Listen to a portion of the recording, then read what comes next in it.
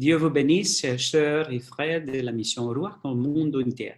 Aujourd'hui, nous avons l'évangile de Jésus-Christ selon saint Matthieu et nous le commentons ensemble. Lecture d'évangile de Jésus-Christ selon saint Matthieu. Aussitôt après avoir nourri le feu dans le désert, Jésus oblige ses disciples à monter dans la barque et à le précéder sur l'autre rive, pendant qu'il reverrait le foule. Quand il l'eut renvoyé, il se rendit dans la montagne à l'égard pour prier.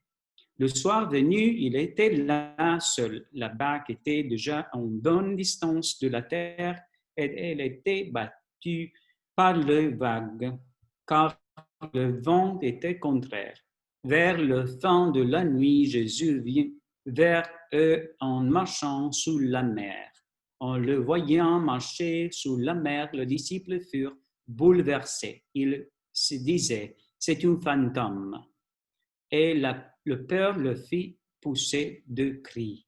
Mais aussi le Jésus le parla. Confiance, c'est moi. N'ayez pas peur. Pierre prit alors la parole. Seigneur, si c'est bien toi, ordonnez-moi de venir vers toi sous l'eau. Jésus lui dit, viens. Pierre descendit de la barque et marcha sous les eaux pour aller vers Jésus. Mais voyant qu'il y avait du vent, il eut peur, et comme il commença à s'enfoncer, il cria, « Seigneur, sauve-moi !» Aussi Jésus entendit le main, ceci et lui dit, « Homme de peu de foi, pourquoi as-tu douté ?» Et quand ils furent montés dans la barque, le vent tomba.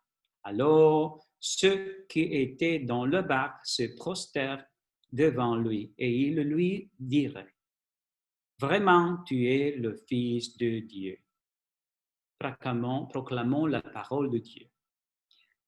Cet évangile, Jésus nous veut aussi enseigner beaucoup de choses. Le premier laisse que le disciple, l'apôtre, peut partir sans lui dans la barque, le barque. Après, comment le vent, nous pouvons dire que sans Jésus, notre vie n'a pas un sens, il n'a pas la sécurité. Peut-être tu mets la sécurité dans toi-même, dans ton argent, dans tes orgueils, mais après commence à avoir des mouvements très forts comme l'évangile de la peut-être peur. Non? Jésus se approche à les apôtres et les apôtres, il a peur. La peur de rester dans la barque pour le mouvement de l'eau et la peur de voir le Seigneur. Dans ce moment, c'est trois choses que nous devons comprendre. C'est qu'est-ce qu'il a fait Pierre. On dit, Jésus le dit, courage, c'est moi. C'est moi dans la difficulté que je trouve ta foi. Et après, il dit, commence un dialogue avec Pierre. Et le premier, que si tu écoutes courage, c'est moi, tu dois faire aussi qu'est-ce qu'il a fait, Pierre. Viens, je dis Jésus. Et le Pierre se bouge de la barque dans l'eau et le moment de l'eau, mais avec courage. C'est la foi. Et voilà, commence à aller à se rencontrer avec Jésus. Et après, Jésus a envie qu'il lui tombe la foi de Père. Il dit, ne doutez pas, Pierre. Pourquoi doute? C'est moi, viens. Et voilà, de la barque, en aller sous l'eau, comme Jésus, tu rencontres la sécurité dans les mains de Jésus. C'est qu'est-ce que tu dis Jésus aujourd'hui et peut-être tu es plein de peur et tu as la sécurité dans tes argent, des choses et Jésus dit non, tu dois aller chez moi pour rencontrer la paix. Et si tu sors de ta sécurité, tu peux caminer vers moi. Je peux te donner courage, je t'accompagne, je te donne ma main. Et après, l'Évangile dit que tous les deux sont retournés dans la barque et la calme sous le lac ou sous la mer et commencé à entrer de nouveau.